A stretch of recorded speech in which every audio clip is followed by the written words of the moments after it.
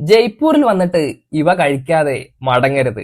ജയ്പൂർ വെറുമൊരു കൊട്ടാരങ്ങളുടെയും കോട്ടകളുടെയും നഗരം മാത്രമല്ല, ഇതൊരു രുചികളുടെ ലോകം കൂടിയാണ്. ഞാൻ ഇവിടെ നിന്ന് ട്രൈ ചെയ്ത കുറച്ച് അടിപൊളി ഫുഡ് ഐറ്റംസ് നിങ്ങൾക്ക് പരിചയപ്പെടുത്തി തരാം. ആദ്യം മധുരത്തിൽ നിന്ന് തന്നെ തുടങ്ങാം.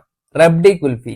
നല്ല തണുപ്പും മധുരവുമുള്ള, വായിൽ ഇടുമ്പോൾ തന്നെ അലിഞ്ഞു ചേരുന്ന ഈ റബ്ഡി ഞാൻ കഴിച്ചത് ട്രിപ്പോളിയ ബസാറിലെ രാംചന്ദ്ര കുൽഫി ഭണ്ഡാറിൽ നിന്നായിരുന്നു. ജയ്പൂരിലെ ചൂടിനെ ഒരു പരിധി വരെയൊക്കെ ചെറുക്കാൻ പറ്റുന്ന ഒരു ഐറ്റം ആയിരുന്നു അടുത്തതായി ട്രൈ ചെയ്തത്.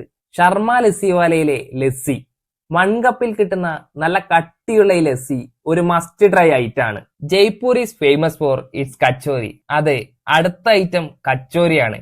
രാവത് മിഷ്ടാൻ ഭണ്ഡാറിൽ നിന്നാണ് ഞാൻ കച്ചോരി ട്രൈ ചെയ്തത്. കുറച്ച് എരിവുള്ള ക്രിസ്പി ആയ ഒരു സ്നാക്കിന് ഒരു പ്രത്യേകതരം രുചിയാണ്. ഇവരുടെ തന്നെ മറ്റൊരു മസ്റ്റ് ട്രൈ ഐറ്റം ആണ് ഗേപാർ എന്ന മധുരം. രാജസ്ഥാനി സ്വീറ്റ്സിലെ ഒരു സ്പെഷ്യൽ ഐറ്റം ആണിത്. നിങ്ങൾ ഒരു നോൺ വെജ് ലവർ ആണെങ്കിൽ നിങ്ങൾക്ക് ട്രൈ ചെയ്യാൻ പറ്റിയ ഒരു അടിപൊളി ഐറ്റം ആണ് നിഹാരി എന്ന മട്ടൺ സ്ലോ കുക്ക് ചെയ്തുണ്ടാക്കുന്ന ഈ മുഗളായി വിഭവം. ഇതൊരു കറിയാണ്. ഗാമിരി എന്ന റൊട്ടിയോടൊപ്പമാണ് ഇത് സാധാരണ കഴിക്കാറ്. അത്യാവശ്യം എരിവുള്ള ഈ വിഭവം ഞാൻ കഴിച്ചത് റാംഗഞ്ച് ബസാറിലെ MM ഖാൻ ഹോട്ടലിൽ നിന്നായിരുന്നു.